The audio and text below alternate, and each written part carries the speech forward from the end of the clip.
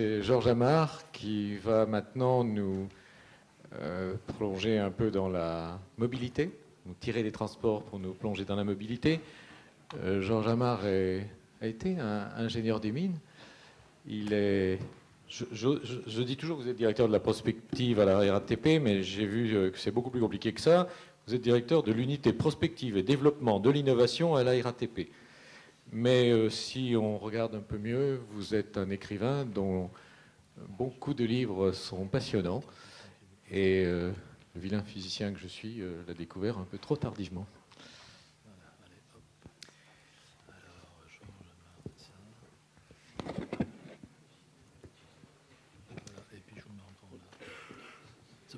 Merci beaucoup. Merci à Jean Bandarel de m'avoir invité à participer à cet événement très passionnant. Je ne vois pas comment je vais vous infliger un exposé d'une demi-heure ou 40 minutes à cette heure-ci. Je vais essayer d'abréger un peu. Peut-être qu'on en reparlera un peu cet après-midi. Je suis d'ailleurs d'autant plus impressionné ou intimidé que je ne vous parlerai pas de big science, puisque le mot est revenu plusieurs fois ce matin. Ce dont je parle, c'est pas, je ne sais pas si c'est de la science. En tout cas, c'est pas big. Peut-être que le small est beautiful. On va voir. Et moi-même, en effet, j'aborde ça à la fois en ingénieur, mais aussi en interférant d'autres approches, et notamment artistiques, d'une certaine manière. Alors, pardonnez-moi aussi l'enflure du vocabulaire, changement de paradigme. C'est vous, les scientifiques, qui devriez parler de paradigme, puisque ce mot vient de là. Donc, c'est en effet plutôt une formulation pour dire qu'il se passe des choses significatives et conceptuellement significatives dans le champ de la mobilité. Alors, je vais entrer en matière assez rapidement, quand même, simplement pour dire... On voit bien que les questions de déplacement, transport jouent un rôle important dans les problèmes de développement durable et que, pour faire un jugement global un peu à l'emporte-pièce, les solutions actuelles, celles du XXe siècle, ne feront pas face aux enjeux du XXIe siècle. Bon, voilà, c'est vite dit. Il faudrait détailler tout ça dans beaucoup de domaines, à la fois les problèmes à proprement parler de pollution ou d'environnement, d'effet de serre, mais également les problèmes économiques et sociaux qui vont avec, la congestion des villes, etc. Alors tout ça fait simplement qu'a priori, cette situation appelle à l'innovation.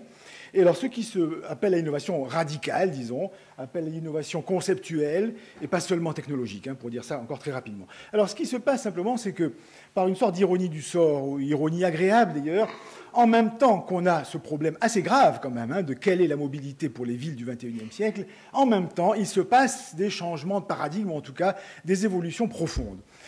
J'aime bien citer ce vers de Hölderlin qui est assez optimiste, mais quand même agréable, qui dit « Là où croit le danger, croit aussi ce qui sauve ». C'est presque trop beau pour être vrai, mais c'est un peu vrai. Et je trouve qu'en effet, en même temps qu'on a des gros problèmes de soutenabilité de la mobilité, en même temps, et de manière pas directement reliée, émergent des nouvelles formes, des nouveaux concepts et de nouvelles idées qui peut-être sont le réservoir où trouver les solutions, en partie. Et au fond, c'est d'une certaine manière ça de faire la prospective, telle que je l'entends, c'est-à-dire non pas chercher à extrapoler les tendances, mais essayer de faire la prospective du nouveau, ce qui est une sorte de paradoxe dans les termes, et pourtant c'est bien ça qui est intéressant. Est-ce qu'on peut faire la prospective de l'imprévu, en un certain sens? Alors, on peut le faire simplement, plus ou moins, en repérant les concepts porteurs, c'est-à-dire les matrices des futures innovations, pour autant qu'on ne se trompe pas. Alors, ce changement de paradigme, on peut le décrire en trois volets, disons. Je n'en brosserai que les deux premiers, d'ailleurs, ici.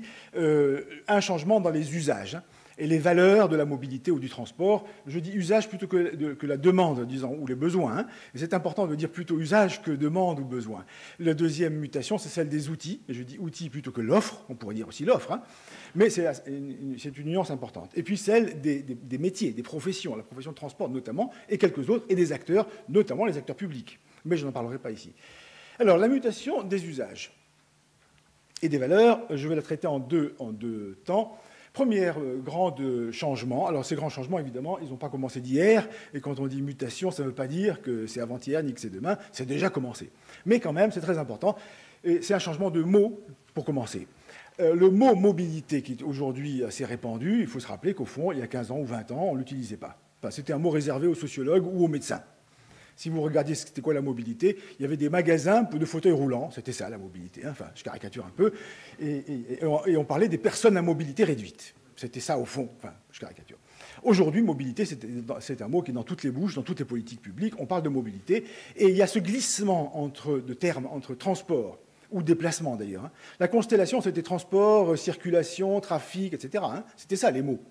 Aujourd'hui, mobilité. Le glissement est très important parce que quand on dit transport, en gros, on raisonne gestion des flux. Je caricature, mais c'est à peu près ça. Et dans le transport, l'individu est transporté, c'est-à-dire qu'il est passif. C'est un paquet, précieux d'ailleurs, mais voilà, c'est ça le voyageur. C'est un paquet précieux qu'il faut acheminer à bon port. Quand on dit mobilité, on parle individu mobile. C'est tout à fait différent. C'est une position active et individuelle. La mobilité, c'est la mobilité des individus, c'est un attribut des individus, comme justement lorsqu'on disait, ou qu'on dit encore, personne à mobilité réduite. Aujourd'hui, on ne peut plus le dire d'ailleurs. Hein. C'est interdit presque de le dire. Parce que personne, on n'a pas le droit de stigmatiser quelqu'un en disant qu'il est à mobilité réduite. C'est la situation qui le, etc. C'est comme pour le handicap. Et aujourd'hui, ça veut dire, en négatif, que la règle, c'est la personne à mobilité augmentée. C'est ça, aujourd'hui, la règle, et pas réduite. Alors, donc, c'est un attribut, c'est un droit. Voilà, la mobilité est presque un droit.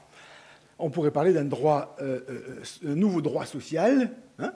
On a droit à la mobilité, et d'ailleurs, c'est un facteur essentiel pour aller trouver du travail, par exemple, pour être inséré dans la société. Ne pas avoir de mobilité, c'est être exclu, presque. Alors, en même temps, certains sociologues parlent de ça abondamment. La mobilité, c'est le mode de vie contemporain. Ça se substitue à la société, presque, la mobilité. C'est John Ury qui parle de ça. Alors, je ne vais pas jusque-là, mais alors, là aussi, vous me pardonnerez les emphases, disons. Hein. Homo mobilis, je ne suis pas un anthropologue pour pouvoir dire ça, mais ça ne fait rien. Les emblèmes, en tout cas, du nouvel Homo mobilis, c'est Nike et Nokia, bien entendu. Hein. C'est ça, les nouveaux symboles de l'homme mobile contemporain. En tout cas, c'est une mobilité importante au sens où c'est une mobilité individuelle. Quand on dit mobilité aujourd'hui, on dit chacun a sa mobilité.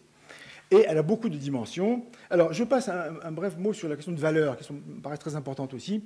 Si je devais caricaturer ça, je dirais qu'on passe d'un raisonnement de valeur. Hein. Qu'est-ce que c'est que la valeur créée, disons hein. Pour le paradigme transport, la valeur, c'est franchir des distances. Voilà. Je simplifie, mais c'est ça. La valeur créée par le transport, c'est de franchir des distances. Et d'ailleurs, ça veut dire que, pour reprendre la notion de territoire de tout à l'heure, le rapport au territoire dans cette valeur-là, c'est le frottement. Enfin, voilà, il faut éviter des frottements. Donc le territoire, c'est du frottement. Enfin, bon. Et donc, plus vous décollez, l'avion, c'est idéal, vous décollez, pas de frottement. Enfin, il en reste encore un peu, heureusement, sinon ça ne flotterait pas. Alors, la nouvelle valeur du paradigme de la mobilité, c'est la valeur qu'on pourrait appeler de reliance, j'emprunte ces mots sociologues, enfin, ou de lien. Et en gros, le changement, c'est je passe d'une valeur qui est franchir des distances le plus vite possible à créer des liens. La notion de création de liens est une autre formulation qui englobe d'ailleurs celle de distance, mais tout à fait différente. Créer des liens, ça veut dire une variété, une diversité de liens, etc. Je ne développe pas ça, mais vous voyez globalement qu'on est en train de changer non seulement d'usage, mais également de ce à quoi on donne de la valeur.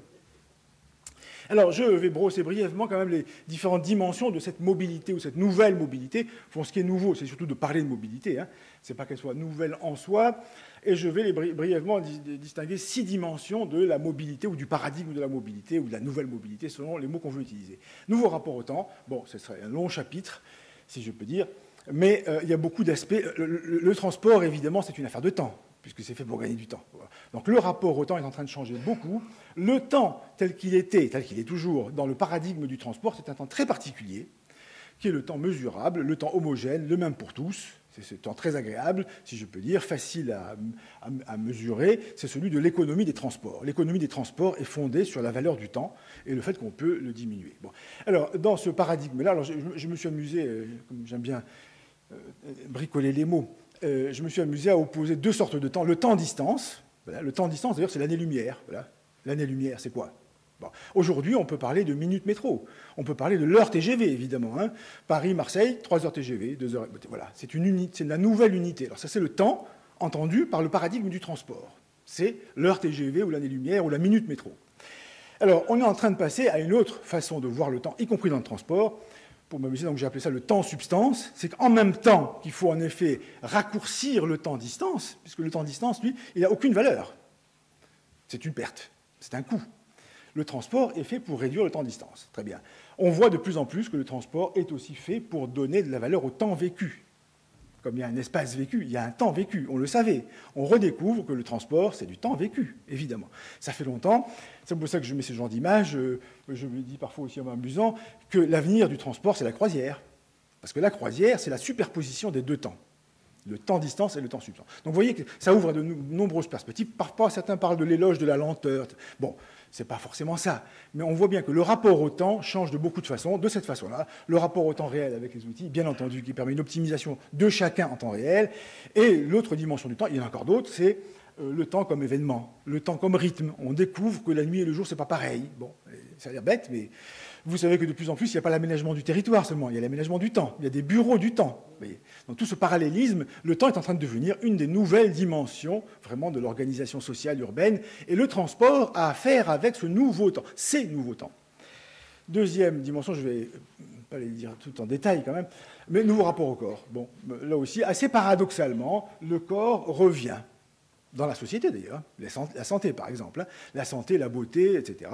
Beaucoup de choses. Et l'obésité, bon, alors c'est un peu le petit bout de la lorgnette, hein, mais globalement, la prise en considération du fait que les voyageurs, les individus mobiles ont un corps, est une des, assez curieusement, c'est vraiment nouveau. C'est nouveau qu'on considère non pas, le corps, non pas d'ailleurs le corps moyen, mais chaque individu a son propre corps, et que le transport n'est pas simplement une affaire de confort, qui est déjà d'ailleurs parfois difficile, mais de plaisir. Pourquoi ça ne serait pas un plaisir? Pourquoi le métro ne serait-il pas un plaisir? D'essence. On parle de plus en plus de réflexion sur les systèmes de transport en termes d'expérience polysensorielle. Enfin, bon, et de santé. Alors, au fond, dans l'avenir, c'est le médecin qui va vous dire quel choix modal vous devez faire. Hein, le médecin va vous dire, prenez donc une demi-heure de marche, plus 10 minutes de métro, plus un quart d'heure de vélo, etc. Ce sera votre ordonnance multimodale, ça sera ça. Vous voyez, c'est une nouvelle façon de voir le choix modal.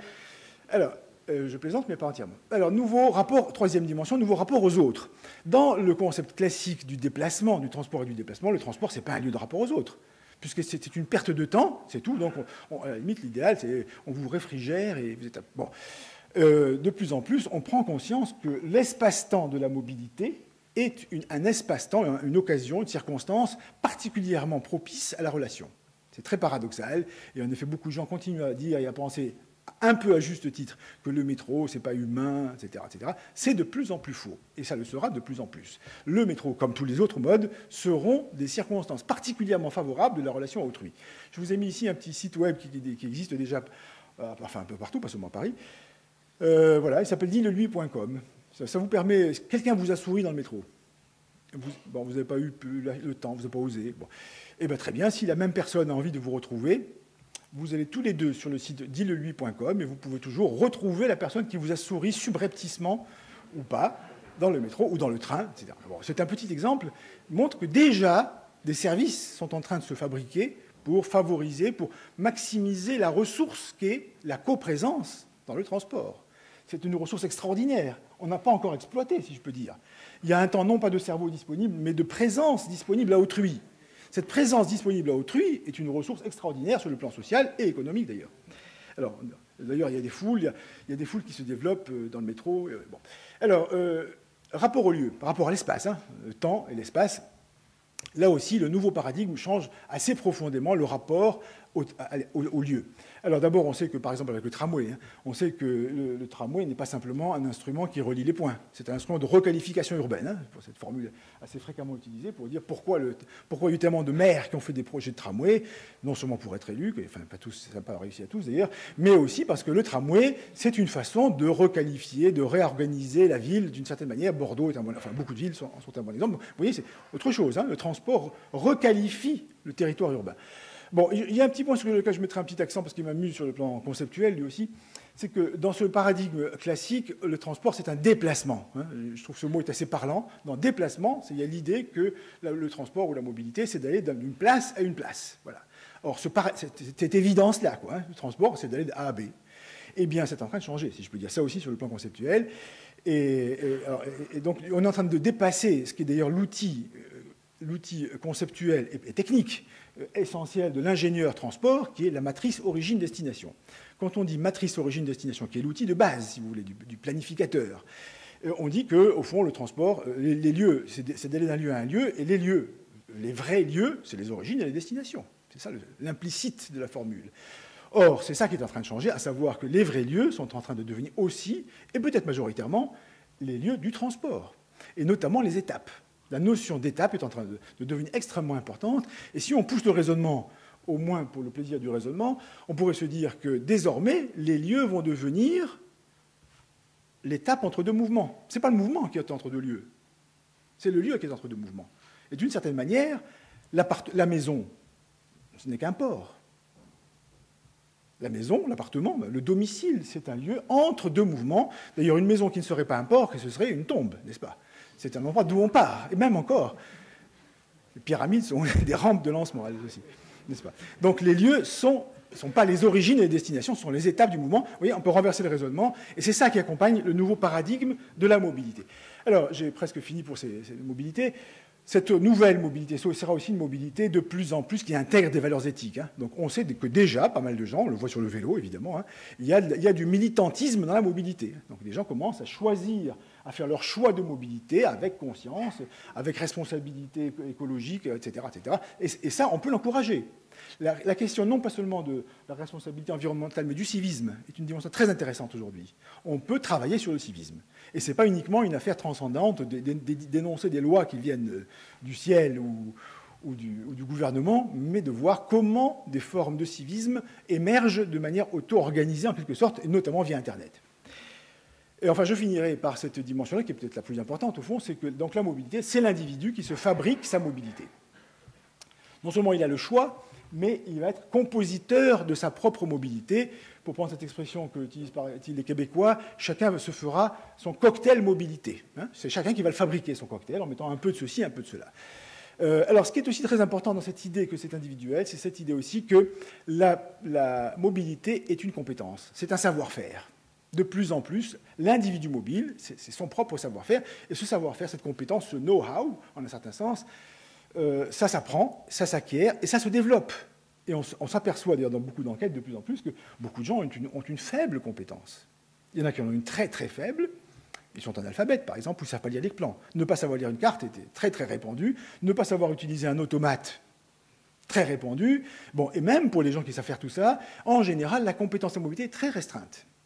Donc on pourra non seulement s'occuper de cette compétence-là, et en un certain sens, ça redéfinit le service du transporteur. Pour une part, le service du transporteur, ce sera l'empowerment, pour prendre ce mot américain, c'est mais qui n'est pas beaucoup de façon de traduire en français, c'est-à-dire de donner aux individus le pouvoir, la capacité, la capacité, comme disent certains économistes, de faire sa propre mobilité. Et les outils de l'empowerment ou de la pédagogie, si on préfère, au sens élargi du terme, ça sera ça une des grandes dimensions du service. La navigation. Voilà. On va rendre les gens capables de navigation. Il y a non seulement donc, la bonne vieille carte et la boussole, les instruments très nombreux, et simplement la pédagogie. On est en train nous-mêmes de faire à la RATP des ateliers de mobilité pour apprendre aux gens à se servir du métro. Et il y a beaucoup de clients pour ça. Alors maintenant, je passe, deuxième partie, aux outils, l'innovation à proprement parler. Hein. Ça se chevauche un peu, mes deux parties. Mais, alors, qu'est-ce que c'est l'innovation dans les outils? Et les outils, dans le transport, il y a le concept classique de mode de transport. Alors, il y a eu à pied, à cheval, en voiture. Voilà, c'était ça les trois modes historiques. Il y en a depuis quelques-uns. Et il y a toujours l'utopie éternelle du tapis volant. Il faut toujours le garder en tête. Hein. On a toujours rêvé et on continue à rêver du tapis volant. Et on va continuer encore, d'ailleurs, un certain temps. Alors, parce qu'il y a une sorte de paradoxe de l'innovation, de bizarrerie, de choses étonnantes. C'est que quand on regarde, en effet, ce qu'il y a de neuf dans les villes françaises ou européennes ou occidentales, ce qu'il y a de neuf, c'est le tramway et le vélo. Voilà, tout bêtement. Alors, bon... Alors, est-ce que c'est neuf, le tramway et le vélo? C'est neuf. Alors, en fait, bon, donc voilà, c'est pas neuf et c'est neuf. Hein. Est-ce que c'est neuf, est-ce que c'est pas neuf hein. En un certain sens, Léonard de Vinci, hein, c'est déjà... Bon, en tout cas, c'est au minimum le début du XXe siècle ou la fin du XIXe, et c'est ça l'innovation. Alors, paradoxe. Donc, paradoxe apparent seulement, évidemment, il y a bien de l'innovation, et il y a même beaucoup d'innovation, et il y en aura beaucoup, mais elle est peut-être plus ou moins là où on ne l'attend pas, disons. Alors, en tout cas, c'est une rhétorique que je me plais à développer, même si c'est parfois un peu poussé. Elle est un peu où on ne l'attend pas, parce qu'elle est, premièrement, sur des aspects relativement périphériques, notamment par rapport au centre du transport, au centre habituel du transport, qui est la puissance et le véhicule. Deuxièmement, parce qu'elle est plutôt de la réinvention que de l'invention, et la réinvention peut être très créative. Et deuxièmement, parce qu'elle cherche la diversité. Alors, je vais les brosser très brièvement. Quand je dis périphérique, c'est avec la métaphore informatique, bien sûr. La grande innovation dans l'informatique, ce n'est pas la puissance de calcul, bien qu'elle double tous les 18 mois. Évidemment, c'est fondamental, loi de Moore, très bien, mais pourtant, la grande invention, c'est la souris. Sans souris, pas de clic, sans clic, pas d'Internet. Donc c'est ça la grande invention. Or, la souris, enfin je simplifie beaucoup, hein, mais la souris, l'interface conviviale, etc., ça n'a rien à voir avec la puissance. C'est plutôt l'usage de la puissance. Hein. Donc, alors, bon, dans les transports, je pense qu'il est en train de se passer des choses très analogues. Si le centre, c'est la puissance de transit, le véhicule, le débit, la vitesse, au fond, hein, le TGV, voilà l'image de l'innovation. La 380, c'est ça l'image centrale de l'innovation. Eh bien, je pense que le plus intéressant, le plus important, le plus neuf, en tout cas, c'est autour. Autour, c'est le soft, pour dire ça vite, l'immobile de la mobilité. Paradoxalement, c'est ça où ça se passe, les choses, hein, et le service. Alors, je vais brièvement les balayer. Alors, le soft ou le software, c'est l'information. Alors, tout le monde le sait, c'est l'information, la société de l'information, la technologie de l'information est en train de devenir très importante, dans le transport aussi. Simplement, dans le transport, il faut voir qu'elle est en train de changer de nature. D'un côté, on a l'information au sens classique, qui va être très innovante, mais qui est quand même le même concept, c'est le concept de la signalétique spatio-temporelle. C'est-à-dire, dites-moi où est mon bus et à quelle heure il part, ou mon train, etc. Alors, on peut le faire en temps réel, avec des outils sophistiqués, etc., etc. Mais le concept, c'est le vieux concept de l'indicateur. Où est mon bus et à quelle heure il part? On est en train de passer à une notion d'information qui n'a plus rien à voir avec ça, qui est le logiciel. Alors, l'information comme logiciel, et qui n'est plus donc du tout un mode d'emploi du transport. Ça devient un composant du transport, comme le software dans l'informatique. Ce n'est pas du tout de l'information au sens classique. Alors, l'exemple le plus simple, il n'est pas neuf, mais il est très parlant, c'est le ride-sharing américain, ou le covoiturage, enfin, toutes ces formules-là. L'image que j'ai trouvée sur Internet est assez amusante. Hein. C'est l'arrobase qui fait rouler la voiture, quoi. C'est-à-dire, c'est l'information qui est un système de transport. Ce n'est ni un substitut au transport, évidemment, ni un moyen, un mode d'emploi intelligent. Non, c'est l'information qui crée le mode, si je peux dire. Alors, dans le covoiturage, c'est très parlant, parce qu'en effet, les systèmes d'information, quand je dis d'information, c'est à la fois les bases de données, le marketing, le conseil, les incitations financières, c'est ça l'information, c'est ça le soft, si je peux dire, reprogramment le hardware qui est l'automobile et les routes. Le hardware, c'est les véhicules, les autoroutes, les freeways et les parkings. Vous prenez ce hardware, vous changez le software, vous avez un système tout à fait différent, qui est le ride-sharing, lequel est très important en tout cas en Californie, puisque la part de déplacement du ride-sharing est 3 fois supérieure à la part des transports en commun classiques, bus, métro, train. Il y en a 15%, les autres font 5%, et le reste, c'est l'automobile seul. Alors, je ne le fais que pour illustrer cette idée que l'information est en train de changer profondément de nature, et elle devient un moyen de transport, en quelque sorte. Alors, il y a tout le reste de l'information, je n'en parle pas, mais évidemment, les GPS, etc., etc. Hein, on va voir tout ça, et tout ça va se croiser. Hein. Ce serait long à développer, mais c'est évident que, d'une certaine manière, les prochains opérateurs de la mobilité, c'est peut-être pas la RATP d'ailleurs, c'est peut-être Google. Hein. Il est peut-être en train de enfin, je dis ça, j'essaie d'alarmer mes propres dirigeants d'ailleurs. Peut-être nous serons l'IBM du transport, ce qui est déjà pas mal d'ailleurs, hein, mais c'est quand même Microsoft et Google qui sont aujourd'hui les choses les plus innovantes et les plus peut-être intéressantes de l'informatique, et ça sera peut-être ça aussi. Google d'ailleurs est en train de travailler, bien sûr. Google fait Google Maps. Google Earth, Google est descendu sur Terre, c'est ça, c'est le paradoxe de Google d'ailleurs. Alors, deuxième aspect des périphériques, l'immobile. Donc voilà, on a découvert depuis quelques années, ça aussi c'est récent, que les gares, les pôles d'échange, comme on les appelle, et même les stations, c'est-à-dire les lieux du transport, deviennent des endroits extrêmement importants, et pour la performance des systèmes de transport, et pour leurs équilibres économiques, et pour leur vie sociale, et pour leur système de sécurité. Les lieux du transport sont de plus en plus les enjeux de l'innovation transport. On peut le voir de beaucoup de façons. Ça, c'est le pôle d'échange de la Défense, dont j'ai été moi-même chef de projet il y a quelques années. Là, on a une station interactive qu'on travaille avec le Media Lab du MIT, d'ailleurs. Et puis, vous avez le point d'arrêt banal. Tout ça est en train de devenir l'un des enjeux extrêmement importants. Ce serait long à vous décrire, mais il y a beaucoup d'innovations en train de se faire. D'ailleurs, les opérateurs comme Deco, évidemment, sont des grands innovateurs en matière de lieux, et on voit que ça les amène à la mobilité et au vélo, notamment. Alors, les mobiles, je ne développe pas, mais vraiment, c'est un peu curieux. Il y a 20 ans, on ne parlait pas du tout de ça. La SNCF a attendu d'avoir le TGV, d'ailleurs, pour s'intéresser aux gares. C'est grâce au budget du TGV que la SNCF a fait des gares. Sinon, elle les avait complètement oubliés. Alors, troisième aspect du service, donc je l'ai un peu évoqué tout à l'heure, l'empowerment du voyageur. C'est l'idée que donc, la mobilité s'apprend à tout âge, depuis enfant. Et nous sommes d'ailleurs en train de faire non seulement des ateliers mobilité pour les gens des banlieues nord de Paris, hein, pour les caractériser de manière un peu simpliste, qui ne savent pas lire, par exemple, ou qui sont handicapés socialement et cognitivement. On fait des ateliers mobilité, mais on est en train de développer actuellement des classes mobilité avec des collèges. Et ça intéresse beaucoup de professeurs qu'on mette la mobilité dans le programme scolaire, la multimobilité. je développe. Donc il y aura tout un ensemble de choses, non seulement donc la pédagogie, le conseil en mobilité, les agences de mobilité. Beaucoup de ces aspects-là sont en train de devenir les grands lieux de l'innovation. C'est-à-dire que c'est là, au fond, qu'on va donner aux individus la capacité d'optimiser et d'organiser leur propre mobilité. Alors, voilà, je vais pas dire ça, c'est assez naturel.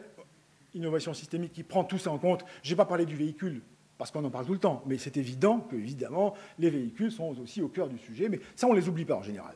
Donc moi, je parle plutôt de ceux qu'on regarde un peu moins. Alors, je vais parler maintenant d'un deuxième aspect de cette innovation qui est parfois un peu invisible, ou en tout cas mal perçue, parce qu'elle ne porte pas que sur les véhicules, et c'est cette idée qu'on est en train d'avoir un phénomène plutôt de réinvention que d'invention. J'utilise ce mot-là, je suis un peu timide de l'utiliser parce que parfois je m'amuse à dire qu'il y a du transgénique dans la mobilité, mais enfin, comme on vient d'avoir la vraie science sur le sujet et que moi je ne fais que de la métaphore, vous me pardonnerez d'utiliser ces mots-là. Alors, ça me vient quand même, cette idée de métissage. Alors, il y a pas mal d'exemples actuellement, en fait, de ce métissage modal qui fait qu'on invente des modes nouveaux en croisant des concepts, si je peux dire, ou en métissant des concepts, plus que des techniques d'ailleurs. C'est plutôt des concepts qu'on métisse plutôt que des technologies. Parce que sinon, le métissage technologique, ça fait longtemps qu'il existe. On a à Paris un métro sur pneus, par exemple. Voilà. Bon. Mais au fond, c'est bien, mais ce n'est pas très original. Conceptuellement, c'est pareil. Enfin, c'est un peu différent, il fait moins de bruit peut-être, mais c'est un métro assez banal, si je peux dire. Par contre, on a de plus en plus des métros métis au point de vue conceptuel. Et ça, c'est beaucoup plus intéressant, parce que c'est vraiment un champ d'innovation très puissant qui s'ouvre. Alors, le plus classique, le plus connu, c'est cette ville du sud du Brésil, que j'aime beaucoup personnellement, parce que c'est une vraie ville d'innovation. Je conseille à tous les urbanistes d'ailleurs d'aller voir en pèlerinage Curitiba. Si on veut voir une ville innovante, un maire innovant, enfin toute une structure politique et savante innovant, c'est là. Alors ils ont inventé une chose que des journalistes ensuite ont appelé d'ailleurs le surface subway. Je le dis en anglais parce que l'oxymore est plus parfait comme ça. Hein. On dit parfois métro de surface, mais métro de surface n'est pas contradictoire. Donc surface subway, ça ne veut rien dire normalement. Hein. Donc on voit qu'on a affaire à un concept étrange, si je peux dire. Alors, le surface subway existe. Et donc, à Curitiba, j'y étais moi-même une fois, et je me suis dit, et ça m'a fait un choc, parce que je me suis dit, enfin, j'ai compris ce que c'est qu'un métro. Je croyais savoir, quand même, à la RATP. Mais je croyais, comme tout le monde, qu'un métro, c'est un système ferroviaire souterrain. En gros, hein, c'est un subway avec des rails, quoi. Eh bien non, hein, on peut avoir des métros qui ne sont ni souterrains, ni ferroviaires. C'est un tube. Alors, ce qu'ont inventé la ville de Curitiba, c'est donc ce système, notamment, qui a compris très bien que la moitié du concept de métro, c'est la station. On croit généralement que le métro, le concept, c'est le site propre intégral, comme disent les transporteurs, c'est-à-dire d'être protégé de la ville. Donc, souterrain ou pas souterrain, d'ailleurs, bon, on est hors la ville, hors le territoire, au fond. On est protégé des embarras du territoire. Eh bien, le concept de métro, ce n'est que la moitié. La deuxième moitié, c'est l'articulation. À la fois, vous sortez du territoire, à la fois, vous y réarticulez de manière particulièrement performante. Et donc, la ville de Curitiba a inventé ce que personne n'avait fait avant elle, la vraie station de surface. C'est une vraie station au sens où vous avez un tourniquet il y a presque un poinçonneur, enfin, il y a un poinçonneur à l'entrée du... C'est une vraie station de métro, et même, le paradoxe, c'est que ça ressemble aux stations de métro de la ligne 14, la ligne automatique. Hein. Vous avez un tube, là, les parois coulissent, le bus se range devant, c'est un bus à 3 portes souvent, enfin à 4 portes, 3 voitures, les portes du bus s'ouvrent en face du tube, et donc vous pouvez échanger 200 voyageurs comme un métro.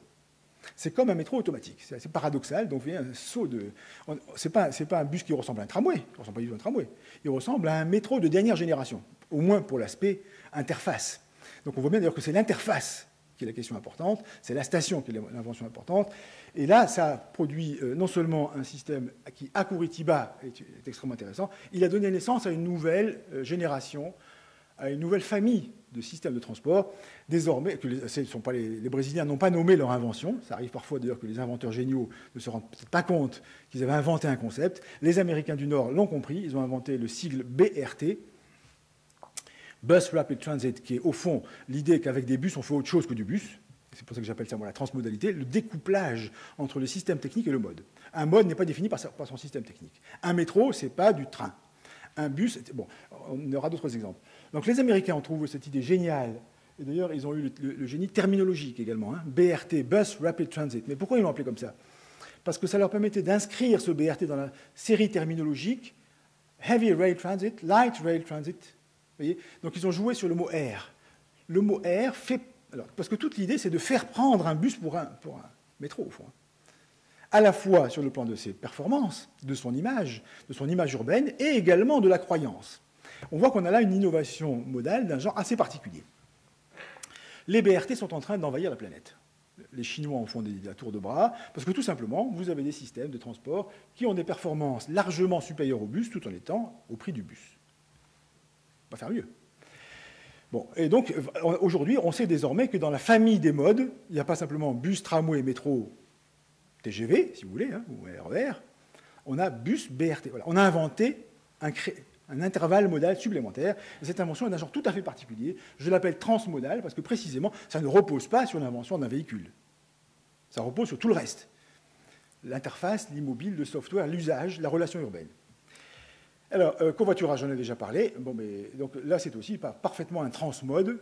Est-ce que c'est du transport individuel? Est-ce que c'est du transport public? On a inventé quelque chose qui n'est ni l'un ni l'autre. Alors, les Américains ont une définition intéressante sur le plan des politiques de transport. En France et en Europe, on divise toujours VP-TC, hein, c'est voiture particulière, transport en commun. Toutes les politiques de transport, c'est comment faire plus de l'un, moins de l'autre. Les Américains ont un autre couple conceptuel, c'est le drive alone et high occupancy vehicle. Voilà. Vous voyez que ça ne dit rien sur le véhicule, ni sur le... Simplement, un véhicule qui a plus d'une personne, c'est autre chose. Donc c'est soit seul à bord, soit le reste. Les bus ou les voitures à 2 personnes font partie du HOV. Tout à fait différents concepts. Hein. Je ne dis pas qu'il est mieux d'ailleurs. Hein. Ça montre qu'on peut avoir une variété conceptuelle fondamentale. Bon, et tout ça ouvre, bien entendu, aux usages innovants de la voiture. Alors, il y a des gens qui disent qu'il faut être contre la voiture ou pas, etc. Il y a toute une guerre contre la voiture aujourd'hui. Hein. Moi qui suis à la RATP, je devrais faire partie de la guerre, mais je trouve que c'est idiot. D'abord, il faut toujours apprendre de ses ennemis, pour autant que ça en soit. Et je pense que l'automobile est un secteur d'innovation extraordinaire, l'a toujours été. Il faut au contraire ausculter les capacités d'innovation de l'automobile et s'en inspirer, ou rivaliser en innovation, plutôt que faire la guerre des modes. D'autant plus que la voiture est en train de changer énormément. Et ce qui change dans l'automobile, ce n'est pas l'automobile, c'est les usages de l'automobile, bien entendu. Les grandes révolutions de l'automobile, c'est le stationnement. Encore une fois, c'est l'immobile. C'est le parking, c'est le stationnement aujourd'hui qui est le secteur le plus intéressant dans l'innovation automobile. Ce n'est pas le seul, mais c'est ça entre autres.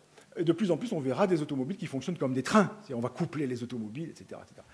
Alors, un petit exemple aussi très amusant de transmode. Je ne sais pas si vous en avez à Grenoble, mais de plus en plus de villes de France, d'Europe et du monde d'ailleurs, développent ce qu'on appelle parfois le pédibus. Les Américains ou les Anglais appellent ça le walking bus.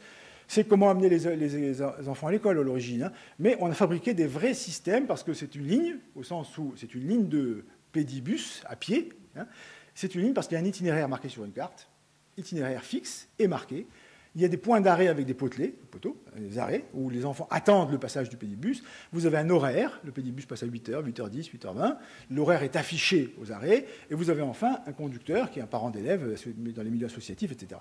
Donc vous avez tous les ingrédients du concept de ligne de bus. Il ne manque que l'autobus. On a donc un pur bus software et qui répond parfaitement à la définition que faisait Pascal en 1600, je ne sais plus combien, de l'omnibus, qui, comme chacun sait, n'est pas un bus, l'omnibus, puisque c'est un mot latin qui veut dire pour tous. L'omnibus était défini par ça, c'est-à-dire un horaire fixe, et un tarif fixe, et il partait même s'il n'y avait personne à bord.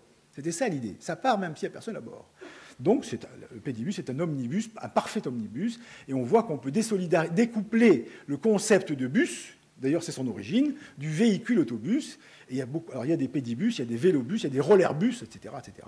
Et on voit le champ d'innovation énorme que ça ouvre. On aura de plus en plus de pédibus. Ça, c'est pour les enfants. Il y en aura pour les personnes âgées, pour faire du sport, etc., etc. Il y aura des pédibus à vocation culturelle. On a un champ énorme d'innovation avec tout ça. Alors, donc, oui, c'est la marche. On réinvente la marche, hein, tout bêtement. On va réinventer la marche de beaucoup de façons. Et il y a actuellement énormément de travaux d'innovation. Alors, oui, je vois que je suis en train de dépasser mon temps, je vais finir. Le vélo, je ne vous en parle pas, vous savez que c'est ce qui paraît aujourd'hui. Alors, Bertrand Delanoë est très content d'avoir fait le tramway et le vélo, quand même, finalement. Hein. Donc voilà, bon, c'est ça la grande innovation urbaine, c'est le tramway et le vélo, assez cocasse. Alors, le Vélib de Paris ou le Vélov de Lyon, d'ailleurs, c'est quand même Lyon qui l'a inventé, évidemment, ce n'est pas un vélo. Moi, je m'amuse toujours à dire ça. Le Vélib n'est pas un vélo. Oui, je finis. Le vélo, c'est uniquement le hardware, si je peux dire. Hein. Qu'il soit redesigné, c'est très bien, mais ce n'est pas ça le problème. Hein. C'est la station. On a inventé la station, une fois de plus. Et c'est le software, évidemment, et les usages. C'est ça le Vélib, ce n'est pas des vélos. Donc le Vélib n'est pas un vélo, c'est un mode nouveau qui emprunte la quincaillerie ancienne, quitte à ce qu'elle soit modernisée elle-même. Voilà. Alors je ne vous parle pas du métro, c'est mon sujet, mais enfin, c'est un vaste sujet. On est en train de réinventer le métro. Donc dans quelques années, vous aurez un métro tout à fait différent. Ça paraît curieux, parce que le métro, c'est le plus dur à réinventer. Hein. Parce que lui, il a vraiment des racines, si je peux dire. Il est installé dans son concept depuis bien longtemps. On sait ce que c'est qu'un métro, on croit savoir parfaitement ce que c'est qu'un métro. Et pourtant, le métro du 21e siècle, on utilise cette formule pour cet après-midi, c'est amusant. Est-ce que c'est 2047 ou pas? Enfin, nous, on a pris cette formule un peu plus sioux, si je peux dire. Le métro du 21e siècle, ça a déjà commencé, et on a quand même encore jusqu'à 2099. Ça nous laisse toute la panoplie de l'échelle temporelle pour réfléchir et pour agir. Voilà, je finis avec cette idée aussi que pourquoi l'innovation est parfois moins visible, c'est qu'aujourd'hui, on cherche plutôt la diversité que l'optimum. Enfin, là aussi, c'est caricatural, mais quand je dis diversité, il faudrait le prendre, la diversité modale, qu'on appelle multimodalité dans le jargon, il faudrait la prendre vraiment comme un principe d'écologie urbaine, au sens où l'écosystème urbain, pour autant qu'on puisse parler de ça, c'est un écosystème dont le climax, si on veut dire ça aussi, c'est la diversité des modes de mouvement. On le sait depuis longtemps maintenant, et de mieux en mieux. Il ne s'agit pas de faire une ville à un mode, à 2 modes ou à 3 modes, comme on l'a cru quand même. On a cru qu'il fallait 2 modes. L'automobile pour tout, et puis les axes ferroviaires pour les axes lourds. On sait désormais qu'il faut beaucoup de modes dans une ville, beaucoup de modes de déplacement. Il va s'en inventer de plus en plus. C'est un principe d'écologie urbaine, et ça change beaucoup notre rapport à l'innovation. Nous ne chercherons plus l'optimum, mais la variété. Et dans cette variété, il y aura des choses pas optimales, en un certain sens. Après tout, le vélo, c'est pas optimal du tout, si on veut. Et pourtant, ça fait partie de la panoplie, et il a beaucoup de vertus intéressantes. Je m'arrête là. Merci de votre attention.